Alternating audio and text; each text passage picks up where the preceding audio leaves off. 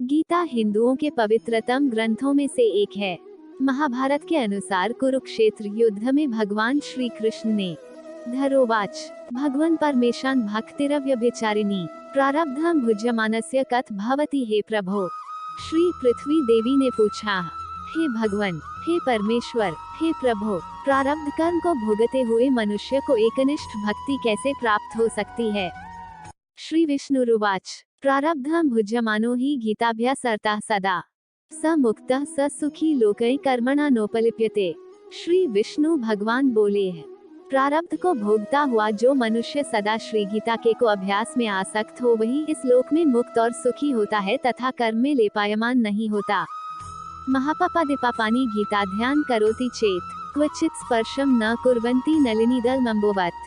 जिस प्रकार कमल के पत्ते को जल स्पर्श नहीं करता उसी प्रकार जो मनुष्य श्री गीता का ध्यान करता है उसे महापापादि पाप कभी स्पर्श नहीं करते। गीताया पुस्तकम यत्र पाठः प्रवर्ते तत्र सर्वाणि तीर्थानि प्रयागादीनि तत्र वै। जहाँ श्री गीता की पुस्तक होती है और जहाँ श्री गीता का पाठ होता है वहाँ प्रयागादि सर्व तीर्थ निवास करते हैं। सवे देवाश्च ऋषयो योगिनः पन्नगाश्च ये एसपी नारद ध्रुव पार्षदयः सहायो जायते शीघ्रम यत्र गीता प्रवर्ते। जहाँ श्री गीता प्रवर्तमान है वहाँ सभी देवों, ऋषियों, योगियों, नागों और गोपाल बाल श्री कृष्ण भी नारद, ध्रुव आदि सभी पार्षदों सहित जल्दी ही सहायक होते हैं। यत्र गीता विचारश्च पठना पाठन श्रुतम तत्राहम निश्चित पृथ्वी निवसामि सदैव ही। जहाँ श्री गीता का विचार, पठन, पाठन तथा श्रवण होता है वहाँ है पृथ्वी, मैं अवश्य निवास करता हूँ। गीताश्रय तिष्ठामि गीता में चोत्तम गृहम गीता ज्ञानमुपाश्रित्य त्रीन लोकान पालयाम्यः। मैं श्री गीता के आश्रय में रहता हूँ। श्री गीता मेरा उत्तम घर है और श्री गीता के ज्ञान का आश्रय करके मैं तीनों लोकों का पालन करता हूँ। गीता में परमा विद्या ब्रह्मरूपा न संशयः अर्धमात्राक्षरा नित्या स्वनिर्वाच्य पदात्मिका। श्री गीता अति अवर्णनीय पदों वाली, अविनाशी, अर्धमात्रा तथा अक्षर स्वरूप, नित्य, ब्रह्मरूपिणी और परम श्रेष्ठ मेरी विद्या है, इसमें संदेह नहीं है। चिदानंदेन कृष्णेन प्रोक्ता स्वमुखतोर्जुनम वेदत्रयी परानंदा तत्वार्थ ज्ञान संयुता। वह श्री गीता चिदानंद श्री कृष्ण ने अपने मुख से अर्जुन को कही हुई तथा तीनों वेद स्वरूप, परमानंद स्वरूप तथा तत्वरूप पदार्थ के ज्ञान से युक्त है। योष्टाद षज्पो नित्यम नरो निश्चल मानसः ज्ञान सिद्धि स लभते ततो याति पर पदम।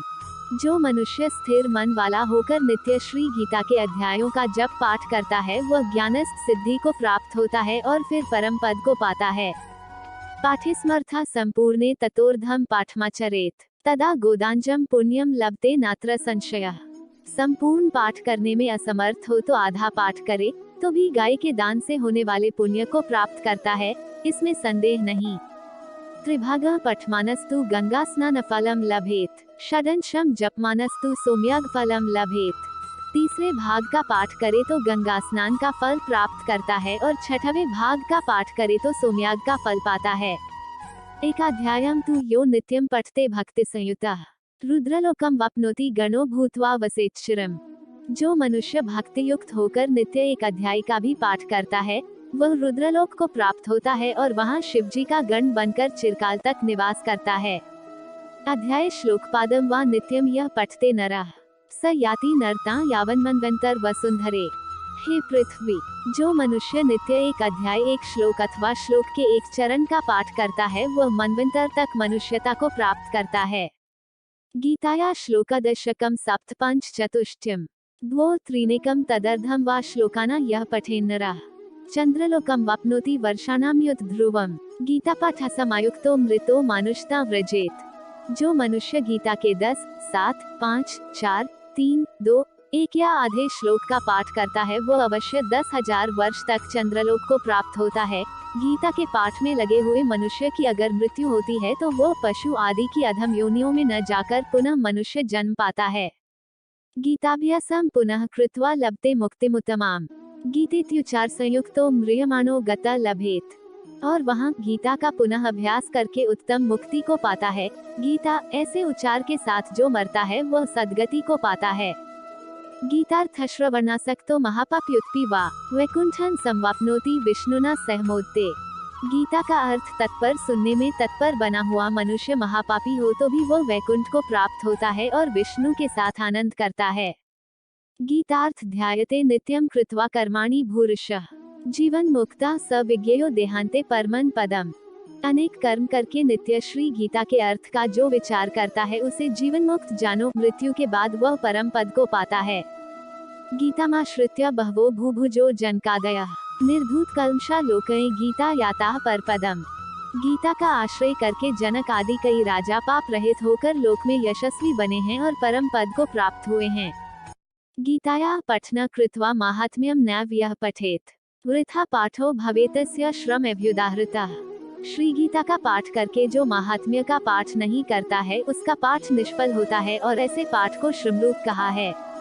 एतन्माहात्म्य संयुक्तम गीताभ्यासम करोति यः स तत्फलं वाप्नोति दुर्लभा गतिमाप्नुयात्। इस महात्म्य सहित श्री गीता का जो अभ्यास करता है वो उसका फल पाता है और दुर्लभ गति को प्राप्त होता है। सूत उवाच महात्म्यमेतद् गीताया मया प्रोक्तम सनातनम गीतांते पठेद्यस्तु यदुक्तम तत्फलम लभेत। सूत जी बोले, गीता का ये सनातन महात्म्य मैंने कहा, गीता पाठ के अंत में जो इसका पाठ करता है वो उपर्युक्त फल प्राप्त करता है। इति श्रीवराह पुराणे श्रीमद् गीता महात्म्यम संपूर्णम। इति श्रीवराह पुराण में श्रीमद् गीता महात्म्य संपूर्ण।